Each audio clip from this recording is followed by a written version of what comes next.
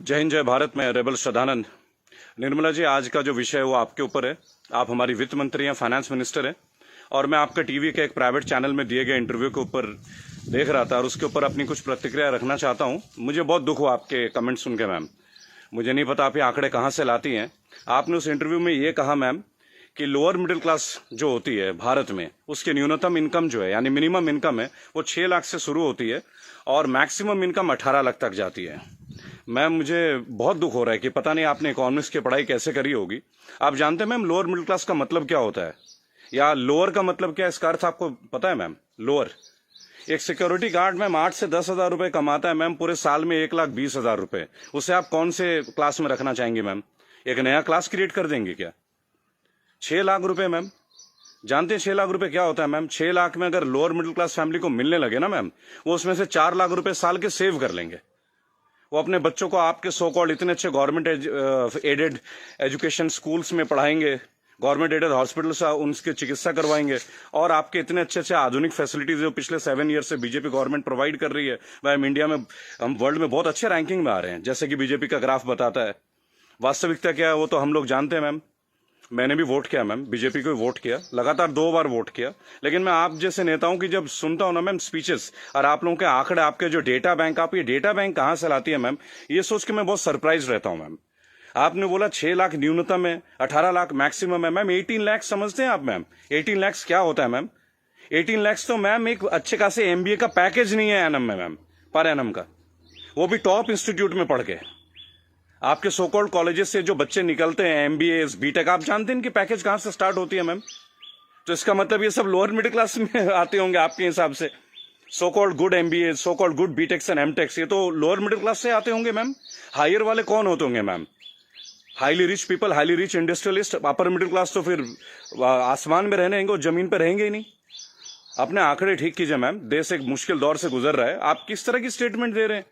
आपने उस दिन बोला मैं मुद्रा लोन में हमने इतने इतने लोगों को दिया, हमने उद्योग वालों को दिया, हमने बुनकरों को दिया। मैम आपने किसको क्या दिया? पेपरों में दिया है क्या मैम? आपको मैं चैलेंज करता हूं Nirmala Sitharaman ji, I am officially challenging you ma'am. 100 youth लेके मैं आपके पास आने को तैयार हूं, जो ग्रेजुएट्स हैं, पोस्ट ग्रेजुएट्स। आप मुझे ये बताएं कौन से ब्रांच से आप उनको ये लोन देंगे मैम? मैं आपके पास ले आता हूं मैम, और मैं नतमस्तक हो जाऊंगा, क्योंकि जब आप 100 को देंगे, अगला 1 लाख यूथ मेरे साथ तैयार होगा मैम। केवल टीवी में आके ऐसे इंटरव्यूज मत दीजिए मैम। आप लोग अपने घरों में बैठ के थाली पीट रही हैं और आके अपने ये वक्तव्य सुना रहे हैं। अरे आप लोगों को अंदर आइए मैम, लोगों के बीच आइए। आपको तो अभी तक लोअर मिडिल क्लास फैमिली के डेफिनेशन नहीं मालूम है। और मैम एक सवाल है मेरा आपसे और मोदी गवर्नेंस से, आप मुझे ये बताएं मैम कि राजनीति एक सेवा है या नौकरी है? मेरे स्पीचेस बेसिकली मैम कभी होते नहीं है, मैं लिख के कभी नहीं लाता मैम। जो मेरी खुद की फीलिंग्स है, मैंने अपने नाम में रेबल शब्द इसलिए, क्योंकि जो गलत है मैं तो बोलूंगा ma'am. I have the right to express my views. आप मुझे ये बताएं मैम, पॉलिटिक्स, राजनीति, इज इट, ये सेवा है मैम या नौकरी है? अगर सेवा है तो मैम आप लोग तनख्वाह मत लीजिए मैम, और पेंशन मत लीजिए। इतनी हाई सैलरी है आप लोगों की, इतनी फैसिलिटीज है मैम, टेलीफोन कॉल्स की फैसिलिटी, एसी की फैसिलिटी, बिजली की फैसिलिटी, ड्राइवर की फैसिलिटी, हाई क्लास ट्रेन की फैसिलिटी, फ्लाइट्स की फैसिलिटी, पेट्रोल की फैसिलिटी। मत लीजिए मैम। आप आइए, लोअर मिडिल क्लास फैमिली की तरह लाइफ को स्पेंड कीजिए, अगर आप सेवा करना चाहती है मैम। और अगर ये नौकरी है मैम, पॉलिटिक्स, अगर राजनीति आप लोगों के लिए नौकरी है मैम, तो इसका कोई एजुकेशनल मापदंड होगा ना मैम, कोई एजुकेशन क्राइटेरिया तो होगा। मोदी जी, मैं आपसे क्वेश्चन पूछना चाहता हूं कि ऐसा कौन सा डिग्री ले लिया मैं निर्मला सीतारमण जी ने, जो आप एक पहले इनको आप डिफेंस मिनिस्टर बनाते हैं, चंद महीनों के बाद आप इन्हें मिनिस्ट्री ऑफ फाइनेंस दे देते हैं। अरे डिफेंस तो हमारी शक्ति परीक्षण की बात है। It is about our valour, it is about our strength, it is how much mentally fit we are, how much physically tough we are. How can you give a position, both the position to same person? Are they eligible for the same post ma'am? Sir क्या ये दोनों same post के लिए eligible होते हैं क्या? मुझे लगा था कि आपने कहा था अच्छे दिन आएंगे तो ठीक है, आप क्राइटेरिया को बदलेंगे। सर आपने तो क्राइटेरिया नहीं बदला, आपने तो दूसरे दलों के नेताओं को अपने पार्टी में लेके आ गए, उनको भगवा रंग दे दिया, उनको नेताएं बना दी। मैं दिल्ली में जनवरी मंथ में इंटरव्यू देख रहा था अनुराग ठाकुर का, फरवरी में, देश के गद्दारों को गोली मारो। बड़ी अजीब बात है, हाईली एजुकेटेड है, क्रिकेटर हैं वो, शायद बीसीसीआई के हैं, और तो और अमित शाह के पुत्र जो वो सेक्रेटरी बन जाते हैं। लोगों के ऊपर आप लोगों को बड़ा अच्छा लगता है। आपकी आईटी टीम के ज्यादातर लोग राहुल गांधी को पप्पू पप्पू कप्पू करके बुलाते हैं। देखिए मैंने एक बात सीखा है, अगर आपको हंसना है ना तो सबके साथ हंसे। If you want to laugh, laugh with others, don't try to laugh at others. It doesn't show your good politics, it shows the political vendetta. अभी प्रियंका गांधी जी ने बसों का इंतजाम किया तो बहुत सारा हवा मच गया कि भाई ये गाड़ियों टेम्पो हैं, वो हैं, फलाना है, ढहका है। अरे सर, आप 2000 बसें लगा दीजिए ना। चलो उन्होंने ऑटो दे दिए, टेम्पो दे दिए, पर उनको कुछ फीलिंग तो रहा, वो दे तो रहे हैं। आप लगा दीजिए 2000 के बदले 4000 बसें। किसने रोक रखा है आपको? उन्होंने तो ये तक कह दिया कि भाई हमारे बसों में आप बीजेपी का झंडा भी लगवा लें। गलत कर दिया क्या सर? उसमें भी आप लोग शोर मचाना लग जा रहा है। ऐसा लगता है जैसे you are always ready to fight instead of getting it worked. अच्छा देखिए, मैंने नितिन गडकरी का भाषण सुना टीवी में, ये लास्ट वीक की बात है सर। उन्होंने कहा स्वदेशी अपनाओ। चलिए सर, अपना लेते हैं, पर मुझे बताएं, मेक इन इंडिया और मेड बाय इंडिया, इन दोनों का डिफरेंस आपके मिनिस्ट्री का कोई एक मिनिस्टर मुझे दे सकता है क्या? मेक इन इंडिया है क्या सर? आप जमीन देते हैं सैमसंग को, जमीन देते हैं ओप्पो को, वीवो को, चाइनीज कंपनी को, साउथ कोरियन कंपनीज को, वो आके अपना प्लांट लगाते हैं, इंडियंस को हायर करते हैं, और उसके बाद प्रॉफिट जो है वो उनके अकाउंट में जाता है, सैलरीज आता है इंडियंस के अकाउंट में। तो मुझे ये बता दें कौन सा मेक इन इंडिया सर? आप मेड इन इंडिया कीजिए ना, आप अपने इंडस्ट्रीज लगाइए, आपको पैसा रेवेन्यू अपने पास रोकिए। अगर इतना दम होता ना सर हमारे मैकेनिज्म में, आपको चैलेंज कर रहा हूं, आप मैकडोनल्ड्स की तरह एक आउटलेट बना लेते सर। 25 रुपए का बर्गर बेचने वाला भी लाखों करोड़ों रुपए डॉलर्स में कन्वर्ट करके इंडिया से लेके जा रहा है। आप छोड़िए मोबाइल फोन तो बहुत बड़ी बात है, 20-20, 50-50 हजार की बात है। आप बर्गर बनवा दीजिए सर, आप ब्रेड्स बनवा दीजिए, रेवेन्यू यहां जनरेट करवा दीजिए सर, मेड इन इंडिया कर दीजिए। What is make in India sir? आप कहते हो स्वदेशी अपना, फॉरेन की कंपनी को आप जमीन अलॉट कर रहे हो, राइट? और आप कहते हो चाइना का बहिष्कार कर दो। आप मुझे बता दें बीजेपी के कौन से नेता के पास इंडिया वालों का फोन है सर? और बीजेपी छोड़िए, किसी भी पार्टी, मैं यहां किसी और पार्टी का माउथ पीस नहीं हूं सर, क्योंकि मुझे देखा गया है, मैं देखता हूं ये चीज। अगर मैं आपके पॉलिटिकल किसी फेलियर के बारे में बात करूं तो लोग तुरंत बोलेंगे भाई ये तो कांग्रेस का आदमी है। It's very cheap sir, it sounds very cheap. ठीक है सर, आपसे पहले हमने कांग्रेस को भी वोट दिया, क्या गलत किया सर? गलत क्या किया भाई? जो मेजोरिटी में आएगा उसको तो वोट देंगे ना। मुझे ऐसा लगता है कि आप ऑपोजिशन को भी नहीं टिकने देते हैं। भाई एक सोशल सिस्टम है, गवर्नेंस के एक सिस्टम है सर। आप अच्छा गवर्नेंस करेंगे पर एक मजबूत ऑपोजिशन, आप तो ऑपोजिशन को ही परचेज कर ले रहे हैं आप लोग। ज्योतिरादित्य सिंधिया को आपने परचेज कर लिया सर, बुरा लगेगा सर सुनने में। ऐसी क्या घुट्टी दे दी सर?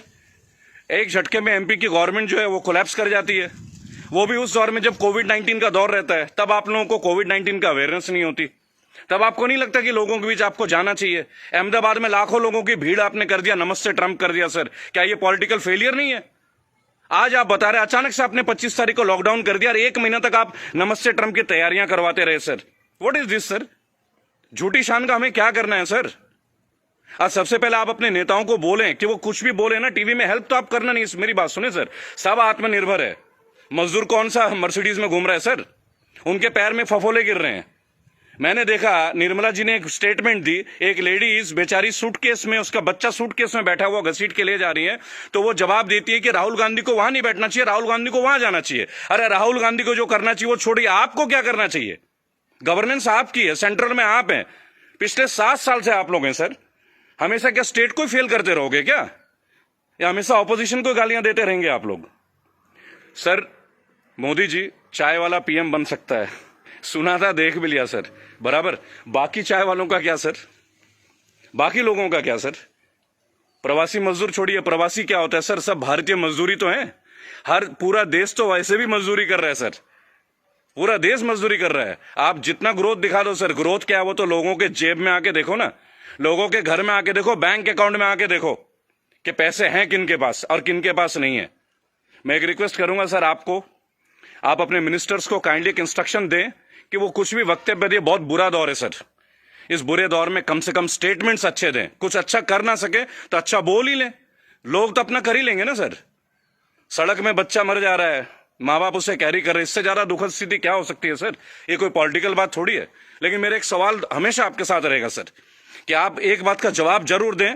और जो भी लोग इस वीडियो को देख रहे हैं, अगर आपका संपर्क किसी भी पार्टी से है, कांग्रेस से है, समाजवादी पार्टी से है, तृणमूल कांग्रेस के लोगों से, कृपया मेरा वीडियो उन तक पहुंचाएं और उनको बोलें कि ऑपोजिशन इसलिए कमजोर है, केवल एक कारण है, क्योंकि इन पॉलिटिकल ग्रुप्स के जितने भी लोग होते हैं ना सर, जो सो कॉल्ड प्रदेश प्रवक्ता होते हैं, शायद वो बेहद कमजोर हैं।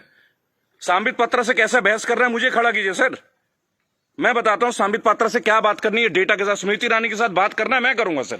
मैं उनसे पूछूंगा उनका क्या एजुकेशन क्वालिफिकेशन था जो उन्हें शिक्षा मंत्री बना दिया गया था। आप सीबीएसई को हैंडल, मेरे पास बहुत मुद्दे हैं सर, देश के करंट मुद्दे हैं। और सर चिंता मत कीजिएगा, मुझे आपसे कुछ हेल्प नहीं चाहिए सर, प्लीज। फाइनेंशियली मुझे आपसे कोई हेल्प नहीं चाहिए, आपकी पार्टी से तो कम से कम कुछ भी नहीं चाहिए। मेरे दोस्तों, अगर आप ये वीडियो देखते हैं प्लीज शेयर कीजिए। मैं चाहता हूं कि एक बार मंच पे आने का मौका मिले सर। और अर्नब गोस्वामी जी, आप जो जिनको बुलाते हैं दूसरे ग्रुप के लोगों को बोलते it is my show, it is my show, God damn it, if it is your show why are you calling other people man? Don't call them. अगर आपको लोगों को बुलाना है, बात करना है तो मिलें, बात करें, उनकी सुने। केवल चिल्लाने से आप अच्छा एंकर नहीं बन जाते sir. I am very sorry to say that is the worst type of journalism I have ever seen. I am very unhappy sir. मुझे लगता था आपके अंदर स्पिरिट है, पर आप तो लोगों को शोर मचा के चैनल ब्लॉक कर देते हैं, उसको बाहर कर देते हैं। What is this way of journalism sir? कि मेरे इस सवाल का जवाब दीजिए। मेरे इस क्या फिल्मी शूटिंग करते हैं क्या सर आप? चलिए सर, मुझे बुलाइए अर्नब जी, एक बार अपने चैनल पे बुलाइए मुझे। 5 स्टैटिस्टिक्स पे बात करूंगा, ग्राफ के साथ बात करूंगा, डेटा के साथ बात करूंगा आपके साथ। उसके बाद अगर आपकी बोलती ना बंद कर दी ना सर, तो मेरा नाम बागी श्रद्धानंद नहीं। मैं बीजेपी के अगेंस्ट नहीं सर, मैं बीजेपी गवर्नेंस के अगेंस्ट हूं। मुझे नहीं लगता भगवा पहनने से ही मैं हिंदुत्व का पहचान करा जाएगा। मेरे अंदर बहुत हिंदुत्व है। कमाल की बात देखिए, मेरी आखिरी लाइन है, गौर से सुनिएगा सर। श्रद्धानंद पति मेरा नाम है, जाति से मैं ब्राह्मण हूं, पढ़ा हूं क्रिश्चियन स्कूल से, saint Mary's English high school, और गर्व से कहता हूं सर, फादर हुआ करते हैं वहां पे, फादर गॉल्बर्ट फर्टैडो, अब नहीं रहे सर, हमारे फॉर्मर प्रिंसिपल। क्या कमाल की शिक्षा दी है सर। इतने आईआईटीएन से निकलते हैं सर, कभी आप लोगों की जरूरत नहीं पड़ी सर। मुझे ताज्जुब लगता है, अंगूठा छाप के नीचे एमटेक वाला बंदा काम कर रहा है और हम उनको सुन रहे हैं। What the hell is going on sir? कहां है आपके अच्छे दिन? बुलाइए ना सर एक बार चैनल में। आपके जितने भी प्रवक्ता है ना सर, जितने भी प्रवक्ता है, अगर 10 मिनट का टाइम दे देना सर, उनकी बोलती बंद कर दूंगा। जय हिंद, जय भारत। मैं जानता हूं बहुत सारे लोग मेरे बातों से शायद नाराज हो, पर नाराज होना आपका काम है सर, मेरा नहीं। सही मुद्दे पे तो मैं बात करूंगा, जो नाजायज बात लगती है उसका तो मैं करूंगा सर। रेबल हूं तो रेबल की तरह पेश आऊंगा। जय हिंद, जय भारत। अगला मुद्दा 2 या 3 दिन के अंदर स्टैट्स के साथ आऊंगा सर। और मेरे दोस्तों, मैं दोबारा एक रिक्वेस्ट करता हूं, काइंडली अगर आप लोगों के पास कोई कॉन्टैक्ट है, मेरा वीडियो तमाम पॉलिटिकल ग्रुप्स के पास भेजें, एक मंच पे आने का मौका दें। इन्हें बताऊंगा सर, इन्हें बताऊंगा इन्होंने झारखंड के लिए क्या किया है, इन्होंने बंगाल के लिए क्या किया है, इन्होंने केरल के लिए क्या क्या, अरे उत्तर प्रदेश के लिए क्या क्या, वो भी बता दूंगा। हम भगवा में, उत्तर प्रदेश में सबसे महंगी बिजली हमारे यहां आती है। ये है ना अच्छे दिन।